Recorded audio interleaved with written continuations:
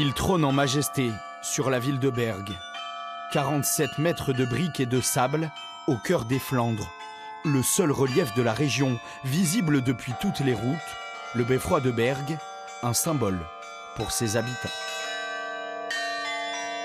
Et voilà donc notre magnifique beffroi de Bergue, vous voyez, qui est bien découpé sous ce ciel bleu. Donc c'est vrai qu'on a la chance ici sur le balcon de la mairie de pouvoir l'admirer tous les jours. Et d'ailleurs, chaque couple de mariés qui viennent se marier à Bergue font la photo sur ce balcon, avec bien sûr le beffroi en fond. Un beffroi au passé tumultueux. Au cours de l'histoire, il est plusieurs fois détruit, chaque fois reconstruit. Beffroi symbole. Malgré tes plaies béantes, le pu de trop de guerre, à ravage subis que tisse l'injustice. Dernière reconstruction en date, 1961. Mais depuis, le beffroi subit aussi les outrages du temps. Entre 2017 et 2020, il est même fermé, jugé trop dangereux. Le poids des cloches avait fragilisé donc l'ensemble de la structure. Donc c'est pour ça qu'on a dû faire des gros travaux, sinon il y avait vraiment des risques d'éboulement des cloches et du haut du campanile.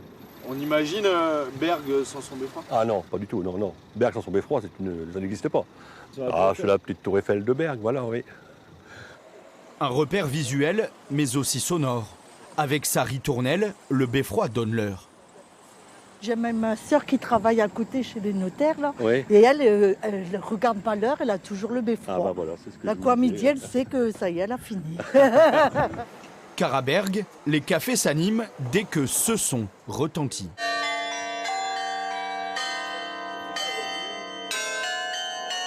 Expliquez-moi comment on sait que c'est midi à Bergue. Parce que ça sonne les 12 coups de midi.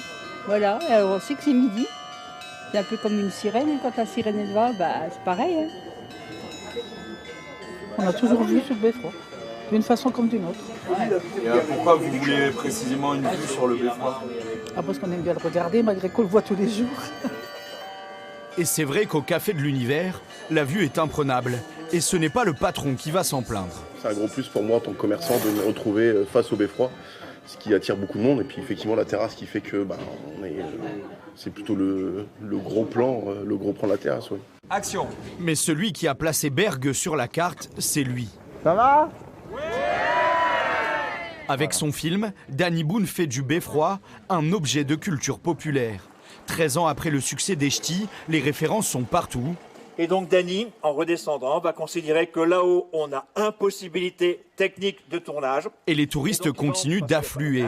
Ce jour-là, ils sont une cinquantaine venus de Clermont-Ferrand pour découvrir le plus célèbre des beffrois. Je l'ai connu grâce au film que Danny Boone a tourné, voilà, et dans lequel il a joué. Compte tenu de la notoriété du film de Danny Boone, il était normal qu'on vienne voir où tout ça s'est passé. Et Jacques, le guide, est avant tout le carillonneur du beffroi. Alors le carillon sonne effectivement tous les quarts d'heure. 2 fois par semaine, il grimpe les 194 marches de la bâtisse. C'est un effort parce qu'on trouve qu'il y a de plus en plus de marches, il y a de plus en plus haut. L'âge aidant, voilà. Et au sommet, il retrouve son instrument. C'est vraiment la tour d'ivoire. Ici, le carillonneur est tout seul au-dessus de la ville. On domine tout. Et c'est vrai qu'on est le maître des cloches.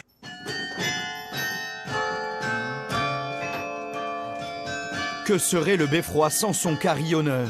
En jouant, Jacques fredonne ses morceaux. Lui aussi fait partie du monument. À partir du moment où on est carillonneur, on fait vivre le monument. C'est-à-dire qu'un monument, c'est beau, ça se regarde, mais un beffroi, non seulement ça se regarde, mais ça s'entend, ça s'apprécie. Ah, il a un peu changé de son avec la restauration, mais c'est toujours mon carillon. La musique de Jacques continue de résonner, loin dans l'éther. Le beffroi, lui, est classé au patrimoine mondial de l'UNESCO. Il reste surtout le trésor des Flandres.